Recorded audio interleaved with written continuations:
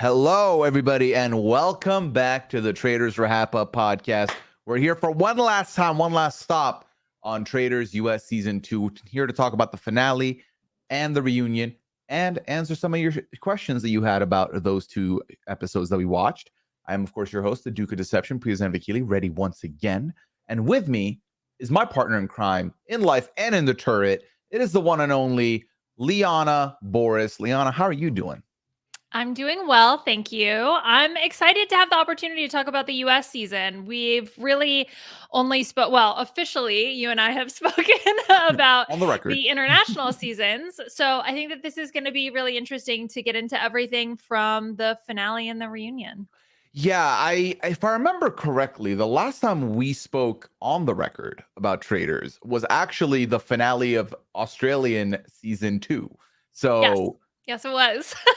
is the what finale our an thing now? episode that Yeah, was. yeah. So without spoiling anything, of course, check that Yeah. out. It will be dropping, Yeah. I believe, on Peacock by the end of the month.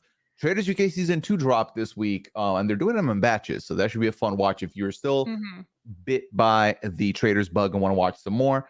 Peacock got you covered. All right, Liana. Well, I got to talk about this quite a bit, the finale and the reunion, obviously, with Rob last week. But I'm very curious to hear your thoughts because, as is tradition, whenever you and I are about to talk about a show on a pod, we don't really discuss it offline because we want to save it for the podcast. And also, Right. you went to bed super early that night, so I didn't really get to talk to you anyway.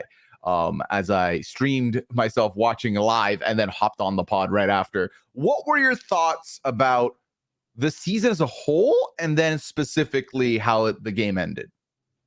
I enjoyed the season as a whole. I think that for me, knowing that it's going to be a returnee player season, essentially all returning player season, people are already known quantities, so you kind of don't have the excitement of getting to know someone new, but instead what you have Hmm. is the people that you like. You get to know, you're like, oh, okay, I love CT, I can't wait to see him. I love Sandra, I love Parv, I love Dan. Like, I'm excited to see these certain people play. And then for me, the Real Housewives is a bit of an open area, so I still get to know some new people, which I think is fun. I prefer the all newbie format, but I think for Hmm. this, having at least all returning or all like seasoned vets, gamers, non-gamers, whatever you want to call it, I think that Oh, that was good in terms of the season.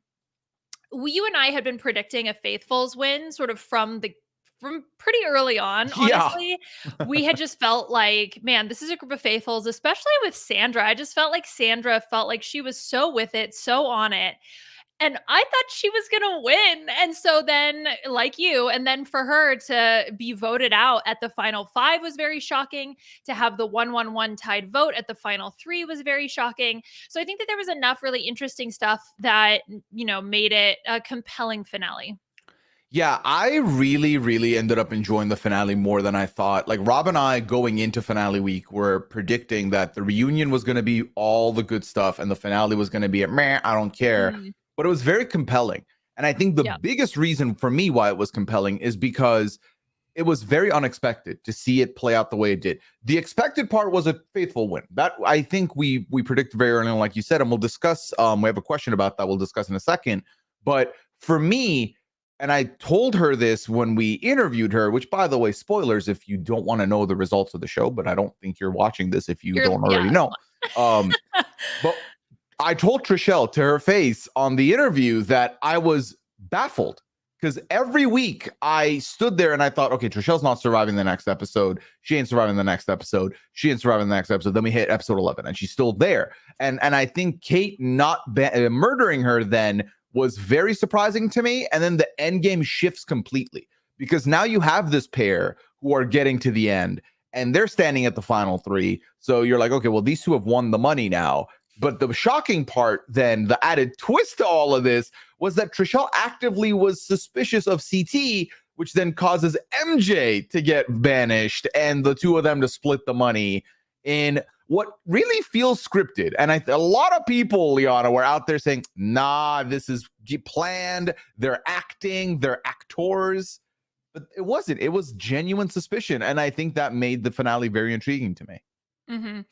Right. And I think that watching the episode, I thought, Well, and you and I have talked about the strategy that, like, if you're a faithful and you don't think that the votes are going to be on you at the final 3 or final 4, you should always vote. You should always vote. You should always be eliminating people because you never know. So I thought when Trishelle and CT both threw the bags in the fire that turned it red, I Mhm. thought, "Oh, okay, they're voting out MJ," and that was a foregone conclusion.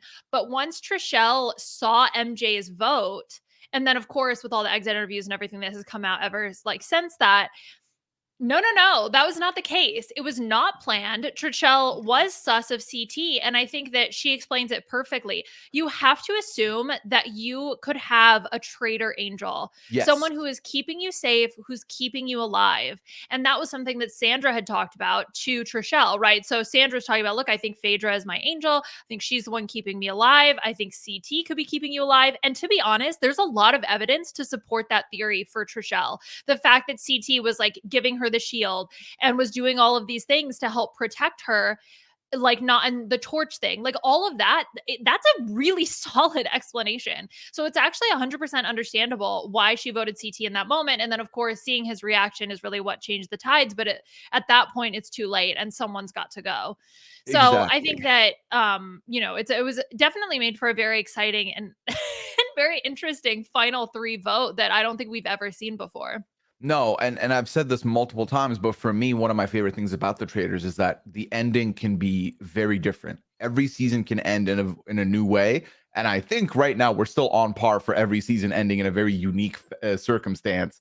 And I absolutely agree with your take and what Trishelle had thought about your Traitor Angel being your closest ally, because I think you have to look at your closest ally at all times as a suspect, because getting to the end with them is all great and good, but then ultimately, if they were hoodwinking you, and I just said, and Trishelle even said, she didn't expect to be alive so many times that you have to start thinking, why? Why Mhm. did everyone from my group get picked off but me?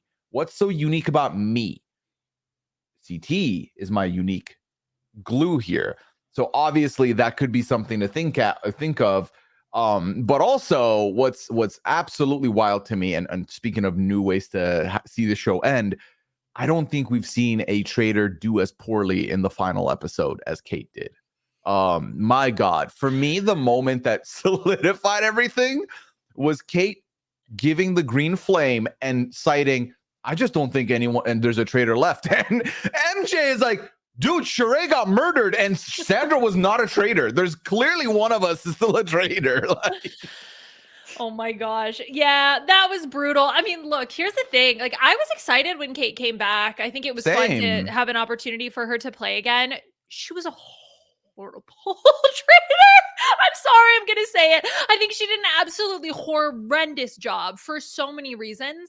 I think that, of course, that is one of the biggest things. The comment that she made to Phaedra just made absolutely zero sense. And I mean, she Mhm. speaks on this where she says, look, I have to pretend I'm still, you got to still pretend that you're a faithful, right? You got to still live in that faithful mindset. But I feel like she was just completely unable to do that. I mean, we had MJ clock her at least at the breakfast that one time. That seemed to, she was able to at least get Mhm. past because MJ was not suspect of her, at least for the Sandra vote at final 5, but then ultimately still ends up voting her out at final 4. Yeah. So, okay, what's the difference?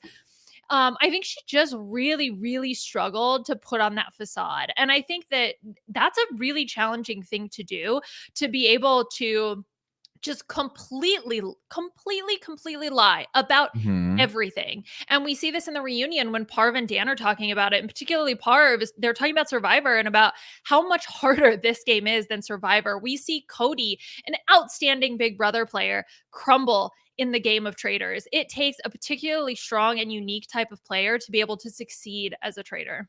Yeah, I think if you Venn diagram like the different types of traitor you can be, um, day one traitor, early recruit, late stage recruit. Now there's a new one with Kate, late entrant into the game who then becomes a traitor. I think that different people would benefit from being put in a different position. Let me give you an example. In my opinion, if you put Kate in as a day one traitor, I think she fares better in that early game and will still stumble and have a tough time at the end game. Whereas someone like a gamer, like a Dan or a Parv, who has had time to be a recruit, be a faithful for like 2 weeks, then can be recruited and potentially do a good job. I think one of the big things that went wrong with Kate and Phaedra is that they're both more passive. They're both more like, you tell me what to do and I'll run with it. And it was very clear Kate was frustrated that Phaedra didn't have a plan and Phaedra didn't have anyone else to kind of like ride with or battle, like, you know, talk game with. And I think that kind of goes sideways. I think of you and I as a pair. If we were both like me, we would crumble. And if we were both like you, nothing would get done because everything's trying to get done and it's a lot. So to me, I think the perfect balance is you need at least one from each team. And these two were just the same in being the more passenger on the ride than being the one behind the wheel. Yeah, I think that that's a possibility. I think though that if you look at, I mean, okay, Phaedra, I think to me is a little bit of a different category, but Kate, I mean, the comment again, I go back to the comment to Phaedra that was just like, why are you even saying this? Like that has nothing to Unnecessary. do with playing behind the scenes or playing. Yeah, and that was, and immediately you see people talking about and Sandra being like, oh, that was weird. That was really, really weird. So it's Mm-hmm. decisions like that that I think are probably harmed her maybe more than the murders per se, because I think that that's more what you're talking about when you're I mean, maybe you can correct me, but when you're talking about passive versus active gameplay, I think you mean like more for the murders that it felt like when they got to the turret, they were both just like, what do we do? Well, and I think the biggest thing for me this season was I felt like the traders were never working together correctly because it was like, okay, it's your turn to murder. You pick who you want. And it was kind of like, y'all need to talk about this some more and pick people off that will confuse people. I feel like there was no confusion this season because they Yeah. kept murdering the people that everyone expected to be murdered anyway. Yeah. Yeah. I think there were a lot of poor decisions made by the traders in general. I mean, I think it's tough because essentially you start off with 66% of the traders being hella sussed between Parv and Dan. Like they're Yeah. both already on the chopping block from the Hmm. moment they're selected. And whether or not they would have been voted out regardless of their status, like that we just don't know. Like maybe that's just part of their personality. And Dan and Parv both explained how they play and why they play that way. But I mean, that's not going to bode well if they're going to choose to play that way as a faithful either. So who knows like how they would have done that. They just might have not, they might have just had the wrong strategy for this particular game. And then I think so that was already an issue. And then on top of Hmm. it, I think the poor murder choices, especially Bananas going early, I still go back to like that decision. I think that that was such a bad decision. Someone who's so vocal, who will get himself banished. You want to keep some of those big threats in, and you really want to try to take out some of those, the people that will throw off the scent. And that was just really, I feel like never done ever by any of the murder decisions. Yeah, yeah. I feel like, we the question I wanted to bring up earlier was from Cupcakes Are Nice. And they asked, what do y'all think was the point of no return in the game? That is, what was the pivotal event that all but assured a faithful win? Is there a moment that you can pinpoint for you that was like, all right, Faithful's got this? Because I have mine. I mean, I'm gonna say when Dan outed Phaedra to the group is like, I think that's the moment that cooked Phaedra, and therefore that's the moment that I think cooked a Traitor's win. Close for me, it's when they took the shot at Bergie, which is like half an episode before the moment you're talking about. Yeah. But it was at that point, once they got caught in this trap of, okay, two of these three, or sorry, yeah, two of these three are traders that are on my suspicion list, and somehow I've taken CT off the list. It's these two. There was really nothing else to be done. I also agree that in that moment, had Dan just pushed Parvati's name to survive one more, Mhm. and figured out a new landing strat, maybe that could have done something. But I just feel like even if that had happened, if Parv had gone first, I think Dan was always going to come in the next round table and throw out Phaedra's name regardless. Correct. And I think that that was a bad move for Dan and Parv, but I don't think that that move cooked Phaedra, right? Right. So True. So I think that after that, after attempting to kill Bergie, I think Phaedra still had a very, very good shot. Ergo, a traitor, I think, still had a very, very good shot to win. But Hmm. what I think really did almost all the traitors in was Dan calling out Phaedra because, and oh man, I don't want to spoil anything about other seasons, but Yeah. Don't. I'm not, I mean, I'm not going to talk specifics, but like, it's not like a recruited traitor can't win. or can't have the opportunity to Oh, win. absolutely. Yeah. Right. So I think that even if Phaedra ends up recruiting someone, there's still enough, like, I don't know, maybe Sandra is able to make it to the end, although there was enough sus on her at Final Five to like apparently get her out. So I don't know. It's really tough. Like, would someone like CT or Trishelle, if they had been the ones recruited, would they have been able to make it to the end? Mhm. I think there's a possibility of that. But I also think when hearing them talk about the numbers of how many traitors are in the game, they're just gonna keep, like, I don't know. This just felt like this was gonna be a faithful win from the beginning. I just felt like Yeah. so many missteps, so many bad moves from the traitors, and just a really tough spot for them to be in. And there was a moment where it felt like the faithfuls are getting in their own way for me that I thought, could this be an opening? And that was when the Peter Pals formed and started isolating themselves. And that caused everyone else in the house to band together to take the power away from them. And I felt like, Mhm. okay, this could save us a little bit here. But ultimately, and what's fascinating to me is that, yes, Dan doing the Hail Mary and throwing out Phaedra's name gets Phaedra cooked ultimately. But the reality is there was like 2 people only that picked up on, okay, Phaedra's probably bad based on Dan wanting to feed us a traitor. Not everyone was thinking that. So it's fascinating to think if like Trishelle had been murdered earlier, would they have been able to catch on to that, or would they have just had blinders on for Parv and Phaedra would have been able to slide a little longer? I'd be curious to see how that would have played out if that ripple effect wasn't there. But ultimately, yeah, this felt like a faithful season to win. And honestly, I'm not mad at it because I think that in order for the show to be compelling, you need to see, for the first 2 seasons, we've now seen a faithful win and a traitor win. And I think that's a good shout to see where it goes next. I think if it's the same group winning, if it's like a traitor win, it becomes more meh. I feel like it's good to have some intrigue here. I think the faithfuls also played really well. Like, I Yes. don't mean to put all of this on like, oh yeah, the traitors just sucked. I mean, they did okay. They did fine for what they had, but I think that the faithfuls were just really solid.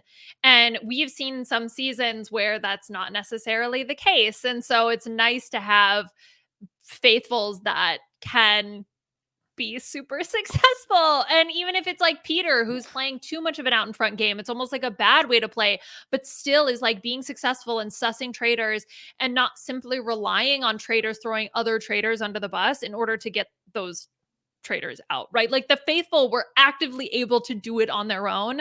And I was really impressed by that as well. And they kept in, I think, the really smart people. Like, no offense to what was the guy, Kevin Mm-hmm. Willingham, like no offense to some of these players, but I'm gonna say something rude. Whoa. Is like maybe they were not the sharpest marble in the barrel. You know what I mean? Like What? they, maybe they should have been kept a little bit longer. Oh yeah. Yeah, Oh so yeah. yeah. Yeah. Yeah. I You gotta keep the dummies. Like that's the strategy. If you're a traitor, you keep the dummy faithfuls. I Those who think are loyal to you and the dummies. Kevin would have been a perfect person to keep in because he was also suspicious of Peter a little bit before he gets murdered.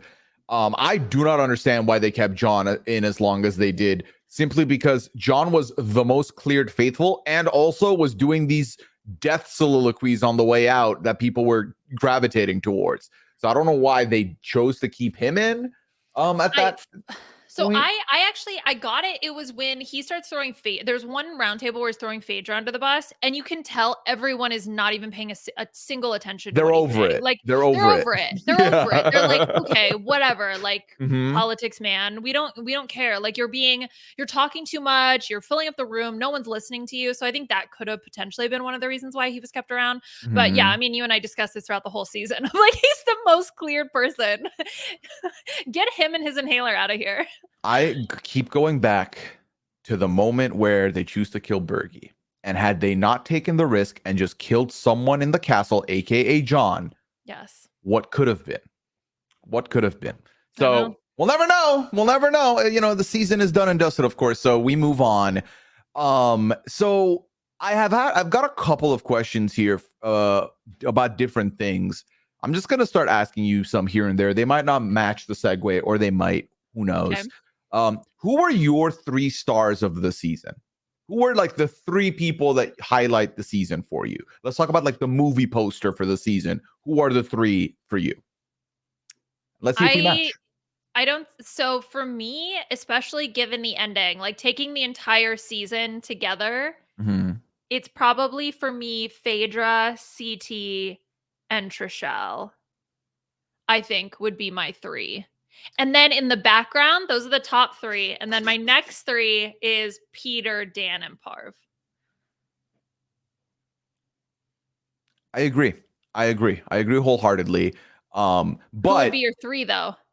my 3 are the same as your 3, Oh, actually. okay. And up until this last episode, I would have said CT and Phaedra for sure, and I would have Yeah. thought about a different third potentially. But I think I want to put a Trishelle's tiny story. Sandra. Can I put a tiny Sandra head also in there too? Okay, but then we have to have the meme moment of MJ in the background behind And all MJ, 3 okay, tiers. yes. So we'll put a little Sandra head and then MJ just standing there. And that's Yes. our cover of the DVDs. Exactly. Yeah, Okay. no, because I think it's fascinating now that all that is said and done to look at Trishelle's story and Mhm. how she goes from having a awful read on Peppermint, and then Peppermint Mhm. kind of hitting a Freudian slip there, which wasn't even true, that she's not a traitor, and Peppermint gets banished, all the way to then she forms this most faithful of the faithful Peter Pals thing that she's in, and then her and Peter are working very aggressively as traitor hunters to get people out, and Peter's getting all the smoke. Trishelle kind of survives, and then somehow manages to make it to the end and win. And in the middle of all this, rebonding, reconnecting with CT, having a Mhm. moment where they lose the connection, then they make the connection back. Yeah, it's kind of again, it feels scripted. It feels Mhm. scripted the way this end game plays out for them. But no, we have the exact same poster, I think. And yeah, I think this was a good season. The other question, I got quite a few of these, and I've said that personally, I don't want to really rank all the seasons without watching them a second time, Okay. because a lot of these seasons I've not watched in a couple years now. But where does US2 rank for you? So the US seasons overall are probably in my bottom half of all of the Traitor Mhm. seasons that I've Okay, seen. first question: which season of US ranks higher for you, one or two? This one. This Yes, one ranks higher for me. yes, And I love Surrey. Like I same. love Surrey. Hmm. And it was so great to watch her play and all of that, yada, yada, yada, praise, praise, praise. But in terms of an entire story, in terms of an entire season, not just looking at one element of it, I have to go with season 2. Yeah. For me, Suri wrote the trader's blueprint in how to play an amazing trader game. And it was fascinating watching her play it. All of that being said, if Suri had not won that season, Mhm. it wouldn't even be in conversation of being ranked a little higher even. You know what I mean? Like Yeah. her winning was the cherry on top of the season and really makes the season. But Mhm. if you remove Suri from that season, I don't know. I don't think half the intrigue is there for me. Whereas Yeah. US2, yes, there was some very, very, very bad trader gameplay. Like we're talking all-time bad traders here. However, it was character rich, it was entertaining, it was funny. I thought the challenges were a step up this season to what they've been in seasons past. So I loved Mhm. that. And I just felt like it brought it on an entertainment standpoint. The popcorn was very much there, and I was very into it. And it wins by default because it's not a mixed season with Oh, half regos and half celebrities. right, right. I think that's the thing. Like having the half civilian, half celebs really wasn't doing it for me.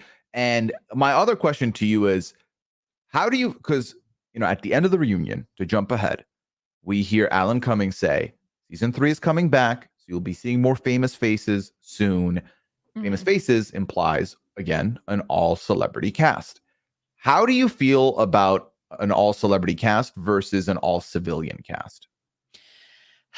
I mean, again, I've preferred the all civilian seasons, Hmm. from what I've seen, Yes. but I pick one or the other, right? Like I would rather them if they're Yes. gonna do celebrities, fine. Do all celebrities, don't do a mixed season. So Mhm. if they're gonna stick with the celebs, that's fine. There's plenty of iconic people, and that's the thing is like I look at this cast and like it's a stellar cast, and I'm excited to see them play. So I can't be mad at the fact that I got to see Dan play again, right? Like Right. I can't be mad that I got to see Sandra play again, No. Janelle, Parv. You know what I mean? Like there's it's I'm I almost like I get nervous being too critical of the celebrity seasons because it really is like it's fan fiction. It's truly Yeah. something that I have dreamt about Like since a I was brand a steal child. come to life. It's seriously, I think this Yeah. House of Villains, like these shows are like they're my fantasy. So Mhm. I can't, look a gift horse in the mouth. I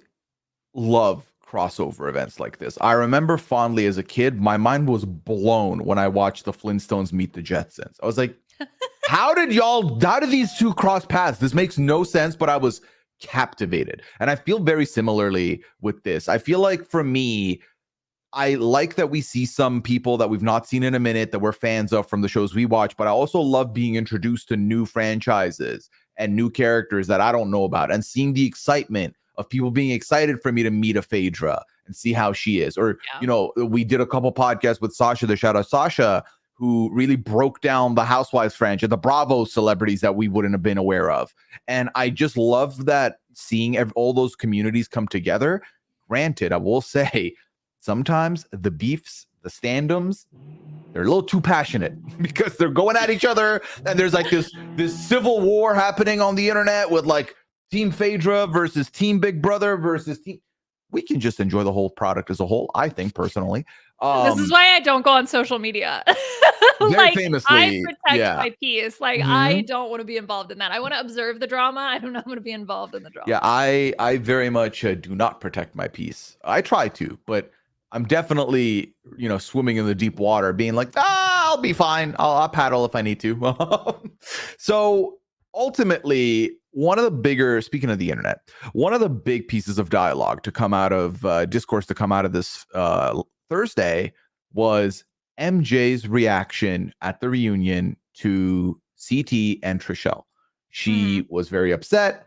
And I've seen a lot of people say she didn't deserve the win. So why is she upset? She didn't vote CT when she could have. Why would she be upset? What are your feelings on all of this?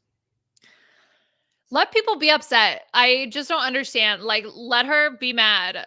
Are you not entertained? Do you not want Yeah. to see beef? I think that, you and I kind of talked about this a little bit offline, but like so much of the drama from the reunion we already knew about because of social Yes. media. So I was already like prepared for everything that was going to happen. Like, obviously, I knew MG was upset. I mean, from her reaction on the show, that has obviously persisted after the Mhm. show. Like, sure, she's upset. Fine, let her be upset. She almost was close to splitting a lot of money. Like, let her be mad. Yeah. I don't So understand what the issue is. here's my thing. My job as a podcaster for the show is I do commentary, I do punditry on what I assume is going to happen. I analyze the gameplay and all of that.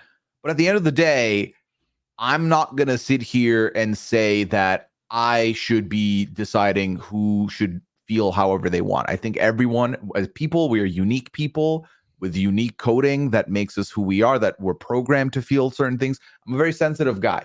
I get my feelings sometimes. My head's in the clouds. I sometimes don't think logically. I just dream for no reason.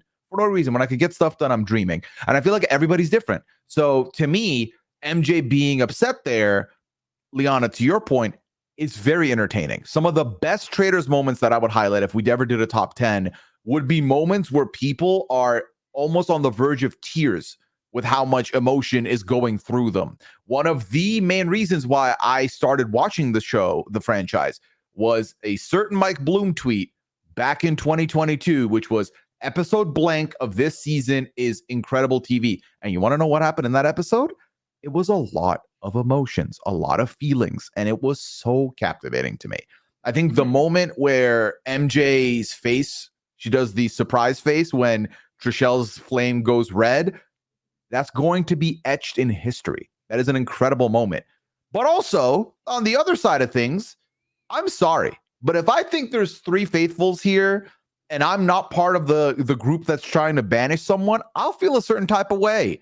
I don't care that the money's just like a little bit or not.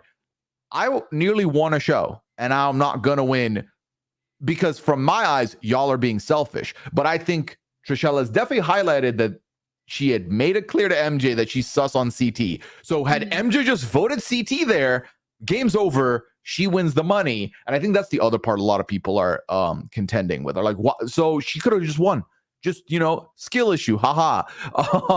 But for me, I feel like MJ stood there and thought, okay, Trishelle and CT. CT has been super clear as a faithful for so long. I don't think it's him. So I'm going to vote Trishelle. But I think if she had remembered what Trishelle had said, she should have voted CT and then won.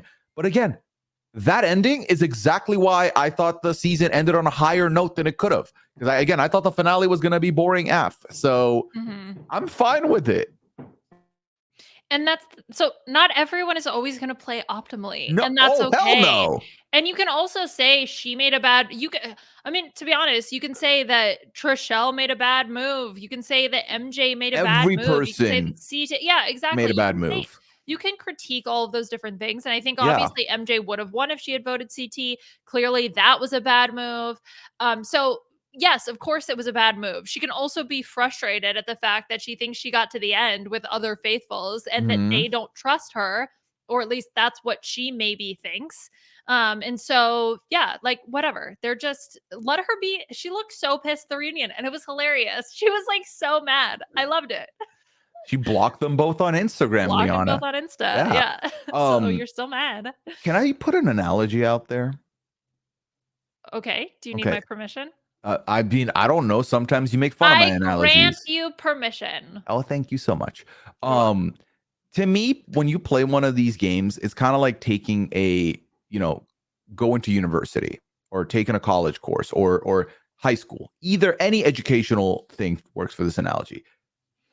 Ultimately, there's going to be people that are going to score A's, straight A's, and graduate. There's going to be people that score straight B's, graduate. There's going to be the C's get degrees crowd. They're going to graduate. The reality is not many people are straight Aing these reality shows. Like no one's playing. Like I think there's a couple of people that you can say came close to playing a perfect game on the Traitors. I don't think anyone in this season played an A game. I think you had B's, you had levels of C, C pluses, you had some D minuses up in there. But I feel like that's allowed because ultimately the most A star student isn't going to be the one that gets the best job out of this batch. You know what I mean? Meaning they're not going to win necessarily. Okay. I'm not sure I 100% get it, but I'm sure other people will connect with that. Okay, let me rephrase it for you. No, I get it. Essentially, that you're saying that there's going to be a wide variety of skill levels. There's a wide variety of skill levels, and you never know how it's going to go. Here's what I'll say, right? You, Liana, you are an A+ student, right? You're like, I got 4.0, man. Yep. I scraped by, but I graduated. C's get degrees. So we can still both do, get to the end goal, just with different varying levels of perfection. Okay. And my argument is that you don't have to play perfect to finish. You don't have to get straight A's to graduate. Yeah. No, of course not. But you should strive for it. I didn't, but you should. Everyone should. Okay. I was like, what's the bare minimum? I say less. Okay, let's do that. But to be fair to me, but unfair, I also didn't manage my time properly. And it was mostly, I had no choice but to hope for the bare minimum to get it through. Anyway, enough about my flaws as a human. Let's move on to the next question, shall we? All right. So this is from Aaron, who says, could a traitor avoid being told they're too quiet / not contributing by being extra vocal while guessing who was murdered? Like Sandra's, that sounds like a John knock. Basically, I think this will be very fun for us to maybe go back and forth a little on how can a traitor say stuff without saying stuff to not seem suspicious for being quiet. What are some examples we can put out there? I think genuinely you have to believe that you are a faithful. Like that's how any of these games, I just believe, you just conjure up in your heart of hearts that no, I'm not a traitor. I'm a faithful. I'm a faithful. I'm a faithful. I'm a faithful. And like you tell yourself that over and over and over and over again. And then you think, okay, I'm a faithful. And then I don't know. I'm sure there's like better ways of doing it, but I just lie to myself I Mhm. lie to myself and I say, no, Liana, you are this. And Mhm. because you are this, therefore you think this. And then you just have to live in this universe where you just don't know. And therefore, when you're doing that, you can start speculating about things Yeah. that make sense to you in that role, right? And you almost have to like forget that there's a truth. Like there's no truth. You don't know that information. And so you have to just believe like, okay, if I'm a faithful and this person got murdered, who do I think it is based on that? Right? Like that's the information that you're going with and you're looking around at all the people in the room and that at least to start, right? Because I think the key is that you have to get enough confidence from the others in your belt, and that was what Dan and Parv's issue seemed to be, is that from the get-go they just didn't have that buy-in that they were acting like a faithful. And I do think that part of that is being able to vocalize, oh yeah, I'm a little bit sus of this person, or like I think that that was a shady move, or because this person got murdered I think that this is why, right? Or like this is the person that targeted Mhm. them because of that. Or even have multiple theories. Like you don't have to just be like stuck on one person, but you have to be able to throw something out with like tangible enough evidence that you are paying attention and trying. Because the other thing from a faithful game is that fine, it's great if you're not a traitor, but if you're not helping as a faithful, then that's also damaging. Right.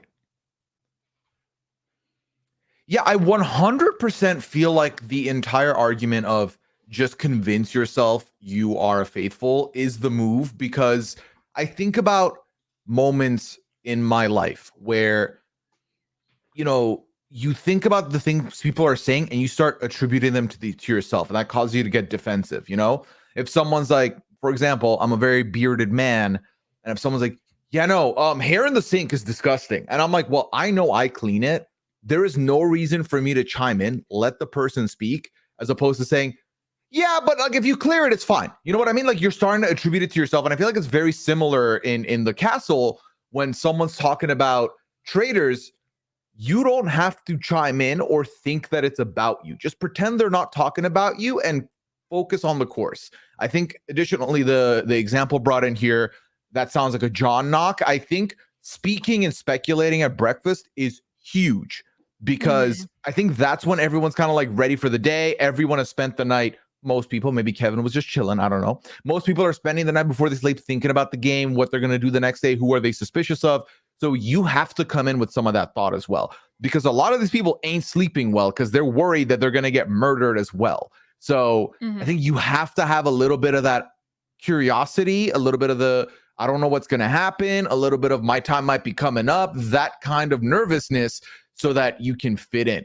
Because if you're cool, calm, collected, you're having a boiled egg, you're big chilling, I don't think that's going to be good for you. Because at some point, people are going to be like, well, why are you not saying anything? Slash, why are you so Mhm. okay with what happened here? Right, exactly. And it is about with the traders, it's about striking that balance, right? Because Mhm. you can't do too much because then that's also sus. So you have Yes. to really hit this like weird level of saying enough but not too much, like speculate but don't speculate too much, don't be quiet, you have to say something. I mean, I think it's a really really tough game and there's a reason why we have players who come out of this, especially those that have played other reality TV games and have said how difficult the traders is to play. Yeah, no, it's not an easy game to play. I did get a question here, Liana, though. Speaking of playing the traders, Izzy asks, when will you two be on the show? Would you have any interest in stepping into the traders manor? No, because my anxiety would be through the roof. I would not be able to handle it. I think there's one thing to play games like this for a couple hours. There's another thing to do it for weeks, right? And Mhm. Annabelle, I don't remember if it was on when you guys were covering New Zealand. What did you guys do together? UK. When you guys were doing UK together, I think it was when she talked about that, about how like weeks in, you're just drained. You're Mhm. just exhausted. And yeah, I'm happy to Monday morning quarterback. Well, and I feel like, this was brought up about Phaedra's game, where Phaedra kind of gave up in the last round. I think getting accused constantly is you're getting beaten down. And, this is one of my biggest things when people are like, what about a detective role? What about a doctor role? I was like, no, because the worst thing is someone says, well, I investigated Phaedra. She's a traitor. And now she's dead to rights. She just has to You're like, no, I'm not. No, I'm not. And everyone's like accusing her. They're not talking to her when she enters a room. That is awful TV. No one needs to watch that. You don't want that. Mhm. Obviously, the best potential case out of that is if someone is accused of that and then goes on to win anyway and is able to beat the allegations. But more often than not, people have a tendency of just switching off at that point. Mhm. That being said, I would love to do the show because I'm like 99% sure I would not be given a traitor role and I think I'd be fine. I think obviously my winning path would be harder, but I don't think I'd have as much anxiety because I don't think they'd put me as a traitor. Whereas you'd be a prime candidate to be traitored. So I think even if I was a faithful, I'd have a lot of anxiety. I'm sorry, I've orchestrated my life in a way that is built on hmm. routine and structure, and anything that disrupts that, even a tiny little bit, drives me up the wall. So, yeah, no, I'm not mentally capable of doing a game show like this See, I feel or any like of these shows. if I was a traitor, I'd be so concerned with trying to win because, like, that the deck is stacked against others. You're in a better spot. You can't get murdered. And I'm like, okay, let's cook, let's play. I'm excited, but I'd get very nervous if my name gets brought up. I'd feel type of way. Whereas as a faithful, I feel like you're given house money to play with. They're like, Mm. you're probably not going to win. So here's $500 on the house. Go do roulette or something. And I'm like, okay, I can do that because ultimately the likelihood of me winning is slim at the beginning. So I'm just gonna play. I'm just gonna play, have fun, mingle, and then maybe. And I think the fun part for me would be to try and find a traitor angel, marinate a traitor, get recruited, like stuff like that would be fun. And I feel like you just have way more maneuvering that you can do as a faithful, and because the option of winning as a faithful is rather bleak, I don't think I'd be as anxious. Yeah, Like, fair. yeah, I mean, I basically said, yeah, I'd be fine going on and losing as a faithful, is what I said. But I mean, that's the Oh, reality. That's the but reality. Sandra, I mean, that's the thing. Sandra mentions it in the reunion. Like 18, 19 of these 22 Have to people, go home. regardless of whether or not they're traitor or faithful, have to go home. Like that's the name of the game. Exactly. So speaking of the reunion once again, one thing I feel like I didn't get to talk about enough. So let's go back to the people being salty or being upset that it's just a game. I feel like we were getting a lot of the gamers saying it's just a game, but I've also feel like it's hypocritical because I've seen some of these gamers not treat it like it's just a game in the past, even Yeah, in I during know. this season. I think I saw it on Reddit or tweet or something like that. That was like, it's funny that we're all, everybody's like, oh, the gamer is just a game, but they're the ones that are the most upset. Like Banana's still mad, like, this or whatever. They like listed a bunch of reasons why. If I was like, this yeah, man is on season 3, Liana, Bananas gets on season 3 because he whined his way into season 3. Let's not make any mistakes. yeah, I think that that's a definite possibility. I mean, I think the only person, in my opinion, that I can tell, like, definitely for sure didn't seem to be creating drama, at least, was, I mean, Dan and Parv, I think both have handled it pretty well, especially given the fact that they've been raked over the coals the most. Dan had people with daggers to his neck basically ever since that roundtable, and even at this reunion, everyone was having a go at this man. Yeah, but I Kudos to think they him both. because I would have just folded. I don't know how he handled it. I would be in He such a hard place. Genuinely impressed, like, so impressed. I mean, he's always been a class act, but, I think him, Parv, I think there were a number of people who handled Sandra. I think a lot of them who handled themselves well in the reunion, as well as just Hmm. generally taking all of the flack for the season. It's a super tough position to be in.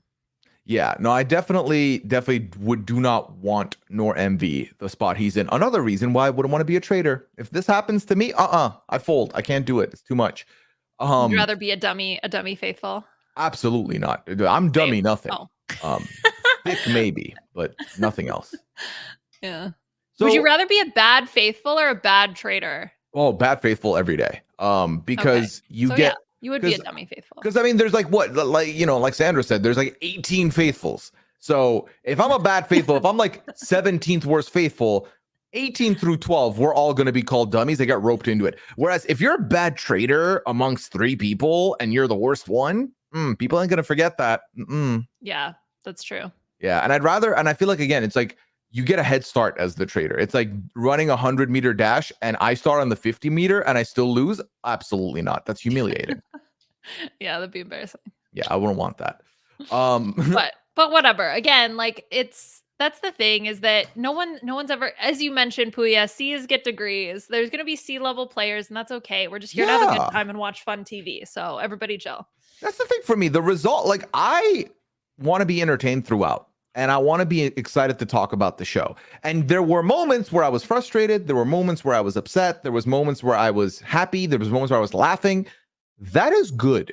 All those feeling, all those emotions for me watching these shows is good. The worst thing a show can do is make me feel apathetic, and that it Yeah, did not happen for exactly. me. Don't So be boring. exactly, exactly. All right, so I got a question here from Tamar, who says, excited to hear from the clock tower queen. Bracket, no offense, Pooya, none taken.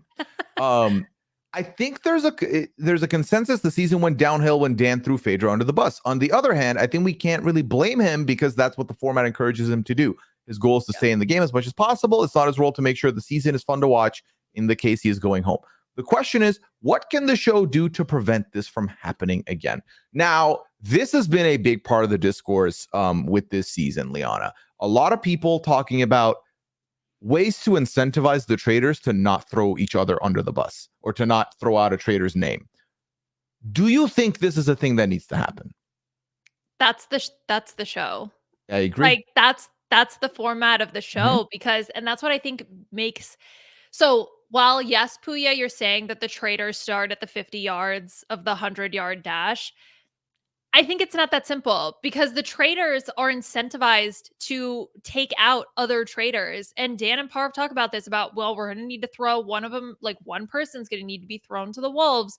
Like we're going to have to get out traitors at a certain point in time. And Realistically, no one's going to be okay with 15 faithful reveals in a row. yeah, Like, exactly. Like, I mean, unless the traders were able to make it legitimately to the final three, which would be extremely impressive. And I right? would absolutely be amazed if that were to happen. And if they were Mhm. all to take home the money and split the money evenly between them, I think that that would be really interesting and really fun to see. There's definitely a world where, okay, sure, like statistically, that's a possibility that could happen. But realistically, with the number of seasons that we've seen, that's just not going to happen. No. And so, yes, part of that is to, as playing as a trader, is to position yourselves within the traders to throw each other under the bus. And that's Mhm. one of the reasons why I like the show. And that's what makes it fun. And it's fun when the traders are being traitors to one another. So I can understand why people may feel like, oh, that was frustrating or that was annoying. Them's the games, baby. Like that's the format of the show. And so if you don't like that, that's okay. And you can be critical of that, but recognize at the same time that that's on purpose. Mhm. It's like that's a feature, not a bug. Yeah, I think for me, I agree with you. I think the name of the game is the traders. The reality is these traders have been told from the onset, there's a world where you win all the money yourself as a solo person. And I'm That's sorry. ideal. Yeah, That's what you should be playing for, is yeah. to win at the end alone and get the max amount of money. Unless I'm the trader, like there's me and one other trader left, and they're clearly way ahead of me, and they're probably gonna win it. As in they have more numbers than I do, then I'm fully trying to sell them the, well, win as a duo. Let's get this done. Let's get this bread, because I don't think I can turn the tide on them. But if I think there's a chance I can turn the tide on them and win it alone, of course I want to win it alone. That's the move. That's the name of the game. I think Mhm. again, and I'm kind of excited to move on from this season because I feel like we keep going back to the same points. The Hail Mary. I think that the reason why a lot of this discourse is happening is because, like you said at the beginning of the pod, Phaedra was looking to be undetectable until this moment. And it does sewer her game. And as a result, kind of gives the game to the faithfuls after that. I think that Dan just made a very, very horrible move. I think that the mechanics were there. He used them wrong. You know, it's not like you have the tools to throw a traitor under the bus. He used it awfully by not doing enough laying enough groundwork early on to maybe make this a liable thing, but Mhm. just throwing her name out and then getting casted out and then leaving her with a lot of suspicion. And I think one of the reasons why this ended up becoming a bigger beef, this ended up becoming a big thing with Phaedra not liking Dan so much so that she calls him a POS, a piece of shit on the show, on the reunion, is because Phaedra was so clearly trying to play the faithful trader game. Whereas we're all working together. let's get to the final 3. I don't think she was going to throw this man under the bus. I don't think she was going to throw Parv under the bus. I think she genuinely wanted to work with them. And I think she didn't like that that's not the game that was played. And that's fair because you can play, again, you can play the game however you want. But I think if you're ever given the traitor role, you have got to assume that the others are going to end up scheming against you. And you have to be very mindful of when that suit breaks, because once it does, like if I'm Kate and I get recruited, I have to immediately assume that, yeah, they're all going to throw me under the bus. Like I can't work with them closely. Yeah, I got to find my other people. I got to find more faithfuls. So, and that's again part of the being a traitor is that, yeah, you don't have to deal with the murders at night, but you have to manage all of these other relationships, and you have to manage your relationships within the other traitors as well. And then you also have to, because if you're someone who is clearly never going to get thrown under the bus, or like you're never going to be sus, your other traitors are going to start sowing seeds against you. So that's again another element and another layer to the game. And I think that there's so many complicated nuances to what appears to be on the surface a very, very simple game, but it is not simple.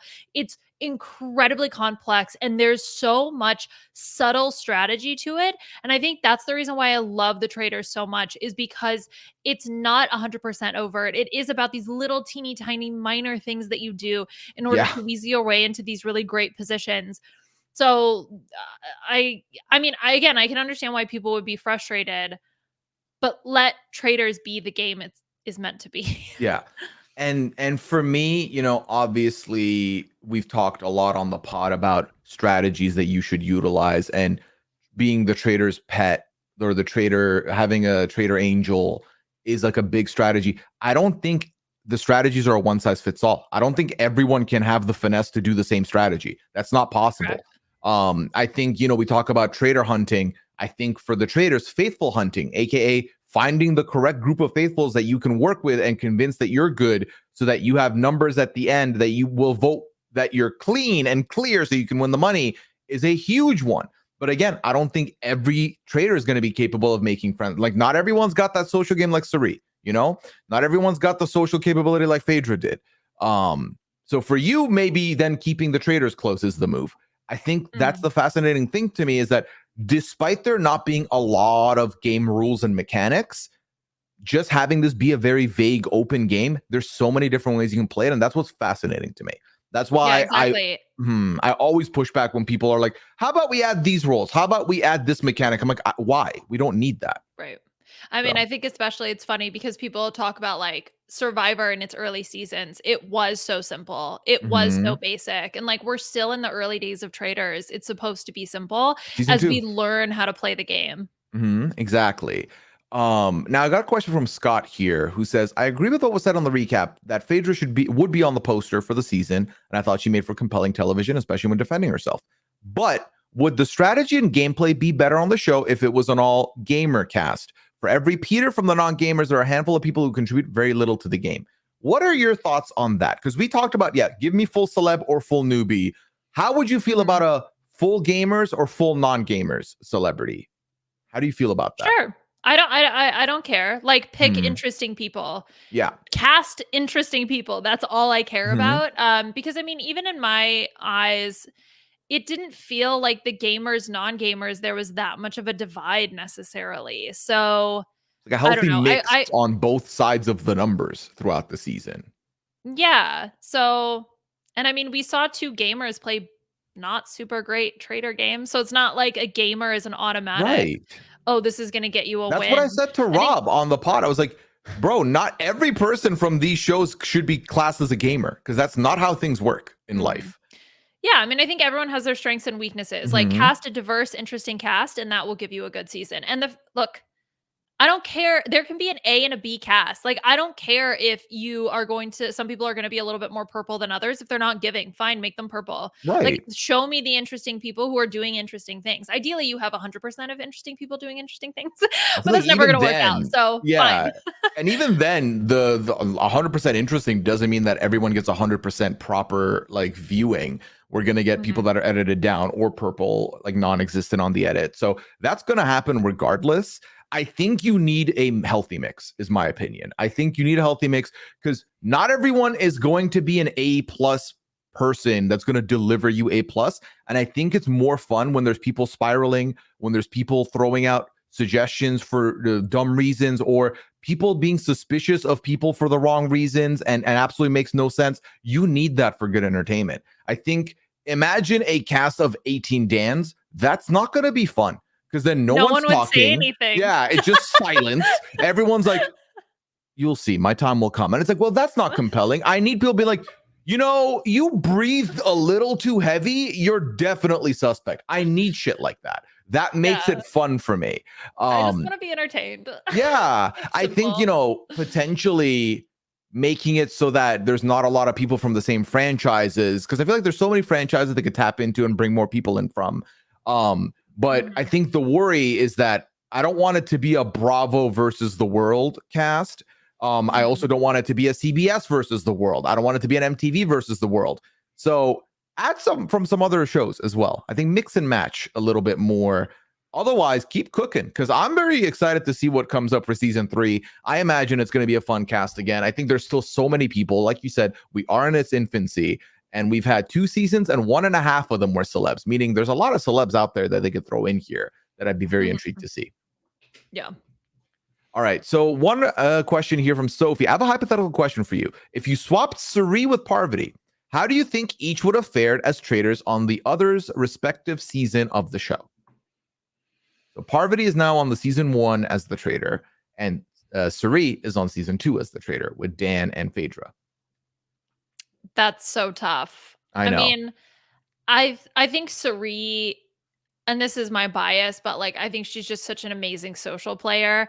I think she would have been fine with the Bravo women. I think she would have probably worked really well with Phaedra. I think that she was such a, like you said, wrote the textbook, like such a masterclass game, that I would have to imagine that she would at least excel, if not win, in coming into season 2. Yes. And then I think there's a question about how Parv does in season 1, especially given the newbies. Like, you have no idea how she's going to interact with them.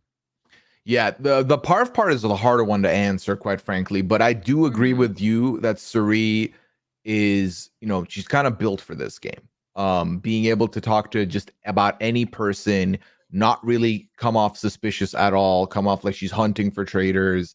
And I think she would be fine. I think the interesting thing for me would have been if the Peter Gambit had Suri and Dan in the short list and they murder Bergie. I think Suri would be able to pivot from that. The question is, how well would she be able to pivot? But I think she would have fared better than Parv did. But also, that's me just speaking hypothetically, because I have no idea, because we didn't see that. Right. Yeah. Or would she have even allowed Dan to go through with that? Right. Like, I wonder how much she would have fought back. Like, if she would have. I feel like that's the interesting thing, though, talking about that, is that Suri's influence in the turret would have been interesting to see. If she was like, no, let's do this because it doesn't make sense. I don't know. Yeah, we'll see. Yeah. Okay. So another question from Shivs here. Should there be an added incentive to banish traitors? Maybe add 25K to the final amount for every traitor that's banished. Is this so that you dissuade? Is this a dissuade faithfuls from keeping traitors in? Or is this to... Yeah, but you still, but again, you're going to banish them at the end. So to me, it probably wouldn't make a difference, because if you're, okay, so let's say you're a faithful and your strategy is to get close to a traitor, keep your traitor angel, ride or die for them up until the end. You're still voting them out. So right. It doesn't matter, right? Like whether or not you get the 25K at the end or the Mhm. 25K at the beginning, like if there is a money incentive, like who cares? To me, I feel like that doesn't solve the problem, or the What is the perceived problem? But that's what I'm saying, the perceived problem. So no, yes, I don't know. If it makes the challenges less boring, then yes. Svetlana says, do you think having more traitors in the game would make it more interesting? Bracket, especially in the end. Well, in the end, you know, the traitors have the option of bringing each other to the end if they can make it that far. I don't know. I think 3 is kind of the perfect amount. I think 4 can be a little overkill. We've seen 4 on a couple occasions on different franchises, and I think that may be just one too many. However, I will add this, though. With 4, the traitors almost always backstab each other way earlier than predicted. So maybe for a more entertaining season, more interesting, you add a 4th, because then then the knives are truly out, because now you got to worry about 3 other people, and that's a lot of people. I mean, let's try it. Why not? Let's start with 5, right? Like, let's start with 5. Let's go with an even 10. Let's start half and half. Let's start half and half, 50-50. No, I mean, like, sure, why not? Let's see what happens. Because how about this, Liana? We start with 10, okay? No, 9. But it's 3 groups of traitors in 3s, and they don't know that there are 2 other traitor groups. But then how many people get murdered at night? A lot. That game will be over in like 2 days. Yeah, I don't know. Maybe that season they're like, if someone on your team gets the shield, you can murder. So like all the traitors are trying to get the shield, but they don't know that the other teams are also traitors and they're trying to get the shield. Yeah, but they'll know, because then someone's gonna die when they don't get the shield. Right, but yeah. Like, they'll know immediately the first night. Listen, let me tell you this. I don't want this. Okay. The issue is that, in my opinion, is that you can't have enough traitors where the traitors can just vote out all the faithfuls and then they'll just infight, right? Foolish. Yeah. So you need enough where, like, and I do think that there's a high likelihood that they start throwing each other under the bus sooner.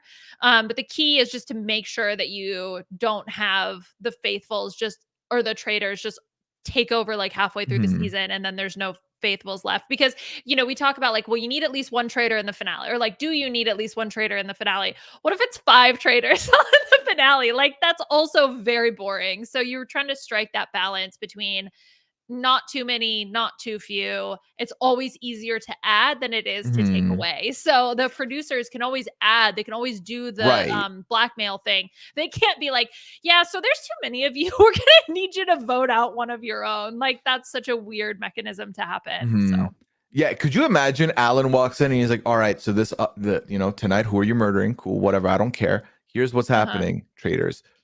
Tomorrow, you can only vote for a traitor. Good luck. And they're all going to turn on each other. That'll be a bloodbath. Yeah, and that feels too forced, right? Right. So, yeah, so I think they wouldn't want that to happen. This came up a couple of times, and quite a few people asked / suggested, what if there was a traitors mix-up mid-season where you re-rack, essentially? Alan gets the blindfold on everybody, and you reselect the traitors. And some traitors could get picked again. And this was like to combat the whole, like, you have suspicions on you. It's kind of like a hard reset, so that if you got caught early, that they're not just constantly looking at you. But then I feel like it makes the traitors meaninless. It's like, what? You got caught early. Right. Pay the price of being caught early. Like, no. I reject this idea. I have no power, but I don't care. I reject this hypothetical idea. All right, Liana. Well, you do host a very successful Survivor podcast called The B&B with Mike Bloom, where y'all talk about fun and games on the B&B. Oh, sorry, on Survivor. That being said, question for you. Sydney wants to know, who would you pick if it was up to you for season 3 from the Survivor universe? Specific request was said, can you do 3 old school and 3 new era? Oh my gosh. Start with new era, because I feel like that's more fresh on the mind. It's more quick, probably. I would love to see Tyson play. Oh, like, easy. I know it feels like such a chalk pick. I don't know if he's old or new era, but he would count as older, I think. But that's a great does new era mean like 41 on? I think so. Yeah, I mean, I don't know what Sydney means, but I think that would be so. Like, again, I'm not looking for someone who I think is going to be the best faithful or the best traitor. I'm looking for someone who will entertain me. I think so. I'm gonna look for people who fall under that category. Give me Tyson, give me Kim, give me Courtney Yates, give me Jeremy.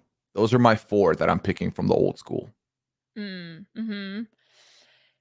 Courtney would be fun.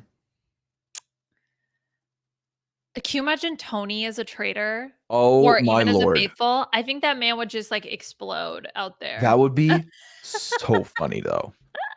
So funny. I would love to see Omer play. Here's the thing about my lovely friend Omer. Love him. He's great. The man would get eaten alive playing the traitors. He would survive half a round table before he gets banished. Unanimously. Yeah. Listen, I've played games with him weekly. And the man is shot out of a cannon 99% of the time and is so chaotic. He would be entertaining, but my God, would he crumble. Yeah. Yes. Or who's your other two new schoolers? Oh, let's see. Another mind that pops into my head was Shan, From 41. from 41. Again, looking for just people who I think would really entertain me. And I do think that Shan would do a pretty good job as Mhm. well. The Who name's so else? nice. They said Hmm? it twice. Give me Jam Jam. Hmm. Okay. You sound very underwhelmed by this name, Liana. No, I think it's fine. I think it's maybe just like I'm thinking of 41, 42 people because I'm like I just saw them play. Like I need a gap. I need a good enough gap between I see people come back. Is that what you need? Yeah. Maybe that's what the Traitors Manor needed, because Johnny Bananas went from House of Villains to Traitor Season 2 like it was nothing. You needed a gap. Yeah. All right. Well, let me ask you another question then. How about that? Do you have time for one more question? Sure. Okay.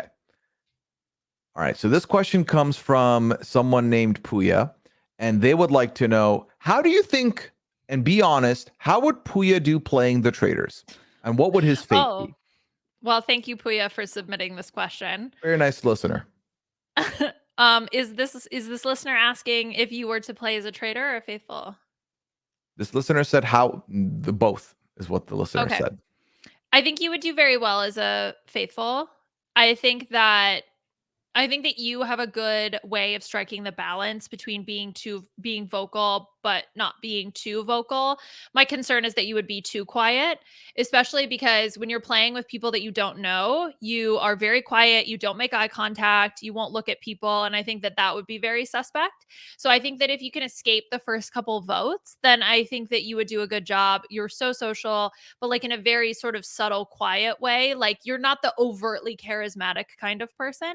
So I think that that would do. I'm trying to compliment you, but also be You're not realistic. really charismatic. Take the No, compliment. not over. No, no, no. Like you're not like a Kenzie type where you're just like, I'm the most charismatic person who's friends with everybody. Like you're not overt like that. You're good at being slowly building up super solid, strong relationships where people trust you. So I think that that would go well. I would Mhm. be nervous for you as a trader because I do think that you would kind of get in your own head a little bit. Mhm. Um, and so I think you would do better as a faithful than you would as a trader.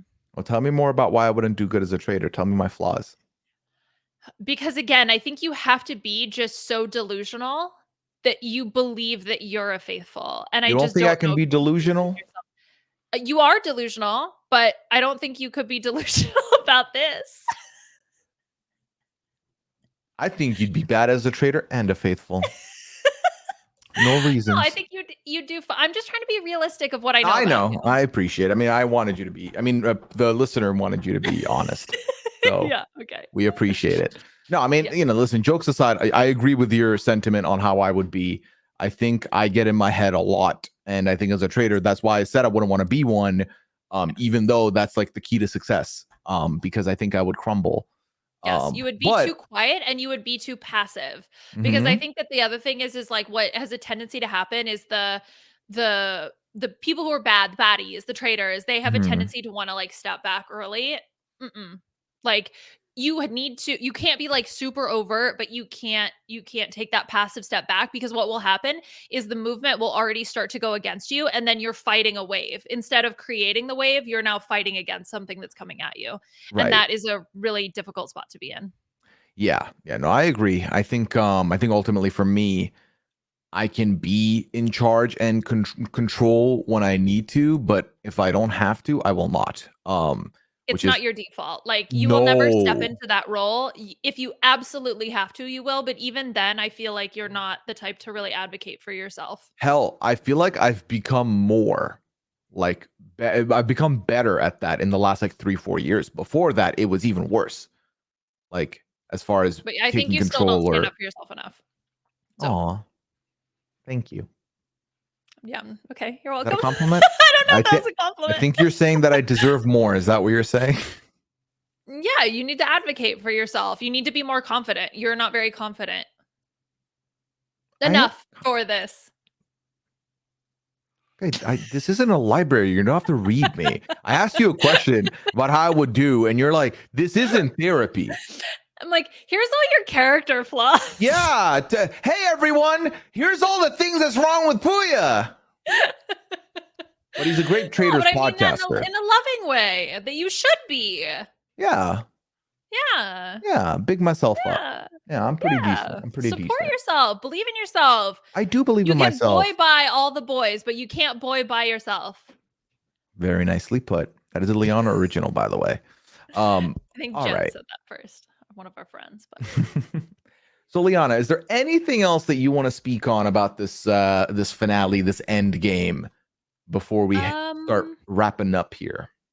I love the fact that CT called the final challenge a final. He's like, I'm running the final. I mean, to be honest, it did kind of feel like a challenge final. So that was really hilarious. Yeah. I very much enjoyed that. I was really impressed with Sandra overall throughout the season. I think Yes. that she played a really great I think she did a really great job. It was devastating to watch her voted out at Final 5. I was hoping that she was going to win. All the love to Trishelle and CT for winning at the end. I think they crushed it, especially Trishelle being able to survive that that long when we thought she Right. was gone. I was also hoping for I thought MJ and Sandra were going to be the two that were going to win.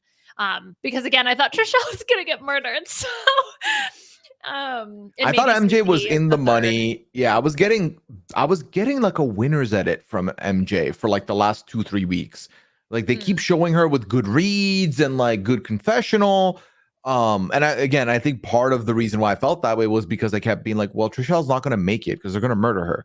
That didn't happen. And I think I agree with you on everything you said about Sandra. I think the only place Sandra went wrong was she flew a little too close to the sun with Phaedra in that she was hanging out with her a little too much at the end there, right before she was getting sniped. And I think that was able to work.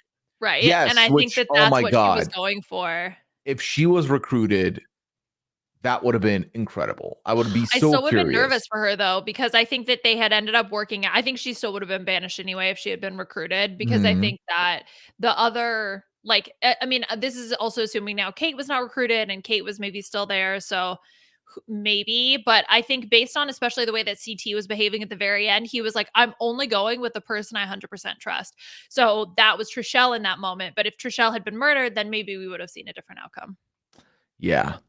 I'm excited for where we're going with this franchise because season 3 of US has been officially announced renewed. I have no reason to believe UK isn't happening. I believe New Zealand season 2 is taping or taped already. I think not 100%. What's the mix of people? I have no idea, Liana. I've not looked into it. And then I loved New Zealand season 1. I thought it was fun. Yeah, it was a good time. It was like clearly the most budget season in that they were limited by the budgetary, but it worked perfectly. I think they also had some very fun and different things that they added into the game that no other franchise has tried, which I commend them for. I think the only one that we're unsure of if it's going to come back or not at the moment is Australia. Everyone else looks to be firing on all cylinders. Okay, so details for season 2 of New Zealand. It's potentially pivoting to all newbies. Actually, I remembered that being the case. I forgot. Yep. And then one of the comments on this article is like, I'm glad it was great. Hopefully this time they receive a bigger budget than $50 and a stick of gum. But that's the New Zealand shows. Like they're cute and budget, and I love them. Worked. To me, it worked. I feel like, and maybe this is because like we as a community have watched like different orgs or LRGs that are done and like shot off iPhones on YouTube that we're like, this works. Like this is if the game hits, the production don't matter to me. We don't necessarily need a castle every time. Yeah. No, it's good. But yeah, I'll be back with more of that, of course. I am currently brainstorming / in conversations to maybe do a off-season pod or two. Myself and Annabelle were talking about. So we'll see what that entails. You'll hear it here first, of course. And if you are watching Traitors UK, or if you want to dip into it for season 2, we do have coverage of Traitors UK season 2 on this very feed. They're not video, they're audio only. So you'll have to check into the pod feeds to find them, but they're there. If you have trouble finding them, of course, at me, at Pooyaism, and I will get them to you. Liana, let the people know. First of all, thank you so much for hanging out with me and talking this finale. We've got to stop meeting like this finale only style, but we'll see when that streak stops. Let the people know where they can find you and what do you have going on. Thanks. Yeah. So you mentioned the B&B. We are back covering season 46 of Survivor. So Mike and I are doing that. Mhm. Also, Drag Race is going strong. We are somehow 10 episodes in to Drag Race season 16, which was yeah, it's flying by. So you can check out Lavina joined us as a guest on this week's episode. So you can check out that. And then I think that's it. What else? That's it. The Masked Singer podcast. Oh, but I wanted you to plug it. You are lying. You forgot about the Masked Singer podcast. I did. Yeah. Yeah. That's it. That's it. You know, Mike's great. Love him. Amon, Beth, great. Yeah. This third podcast with this co-host that I don't really care for. I forgot about that one. Oh my God. And then you want me to be more confident? Wait. You know what this does to me? That has nothing to do with you. It has nothing to do with you. It has everything to do with the Masked Singer. But did you see the rumor that Kate Middleton? So did you hear the whole Kate Middleton drama? Yes. She's like disappeared and then they released this weird edited photo. So she's like, can't do a photo op, whatever. Anyway, so there are a couple of theories that are going around. And my favorite is that she's on the Masked Singer. That is ridiculous. That is so foolish. A complete lie. Total like a bullshit. very serious concern. And someone's like, yeah, she's gonna be the potato on the Masked Singer UK. Like that's what's happening. Right? Well, the other theory that I saw is that she got a BBL. And honestly, I would believe the Masked Singer over the BBL, but who knows? Anyway, so Masked Singer, Pooya, wow, we're doing that. How fun. It's so fun. Isn't that fun? It is fun. Okay. Don't undersell the Masked Singer pod. It is is our baby. And to be honest, we goof it's off just on us it. hanging out, right? Yeah. So And also talking about some clues and some, celebrities that some are washed, some are not. It's a good time. We have fun. And maybe Kate Middleton one day. Never, but well, maybe. Aside from that one with the lovely Liana as my co-host, I talk about 90 Day Fiance weekly. This week I'm going to be joined by Sasha Joseph to talk about parts 1 and 2 of the tell-all for this latest season of 90 Day. And then next week, I believe I'm embarking on a brand new season of 90 Day. The Hot Mess Express truly never stops. And it's a sad reality I'm facing as I'm plugging here that's it. This is the last Traitors pod for a while now. And I've been riding the Traitors train for a minute. I'm going to miss it. Thank you. I want to say real quick, thank you to everybody. Thank you to Rob who co-piloted with me this Traitors US season. It was a very fun time. Like I said on the recap, the dude goes to bed very early. He's very Liana coded in that way. They both go to bed super early. So the fact that he stayed up to talk to me meant a lot.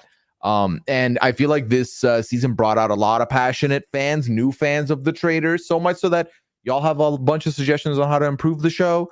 And I love that. I love when the show brings people together and gives discourse. So thank you so much for that. I do appreciate that. And you can find me on Twitch, twitch.tv/Pooya. That's where I am when I'm not podcasting. So you can come through there, say hello. Always appreciate it. And thank you for hanging out with us here in the turret. We had a good time. I'll be back with whichever season comes next. But until then, take care. Have a good one.